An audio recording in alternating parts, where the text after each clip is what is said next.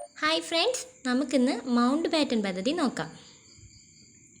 ആദ്യം നമുക്ക് mount batten പദ്ധതി എന്താണെന്ന് നോക്കാം. ഇന്ത്യയെ വിഭജിക്കാതെ അധികാര കൈമാറ്റം സാധ്യമല്ല എന്ന് വാദിച്ച് മൗണ്ട് ബാറ്റൻ അതിനായി തയ്യാറാക്കിയ പദ്ധതിയായിരുന്നു മൗണ്ട് ബാറ്റൻ പദ്ധതി.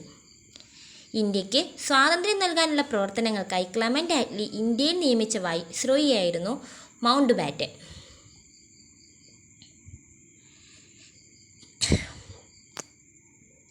മുസ്ലിങ്ങൾക്ക് ഇനി നമുക്ക് മൗണ്ട് ബാറ്റൻ പദ്ധതി എന്താണെന്ന് നോക്കാം. മുസ്ലിങ്ങൾക്ക് ഭൂരിപക്ഷമുള്ള പ്രദേശത്ത് അവർ ആഗ്രഹിക്കുകയാണെങ്കിൽ ഒരു പ്രത്യേക രാജ്യം അനുവദിക്കേണ്ടതാണ്. പഞ്ചാബും ബംഗാളും രണ്ടായി വിഭജിക്കേണ്ടതാണ്. വടക്ക് പടിഞ്ഞാറൻ അതിർത്തി സംസ്ഥാനം പാകിസ്ഥാനിൽ ചേർക്കണോ വേണ്ടയോ എന്ന് തീരുമാനിക്കുന്നതിന് ഒരു ഹിതപരിശോധന നടത്തുന്നതാണ്.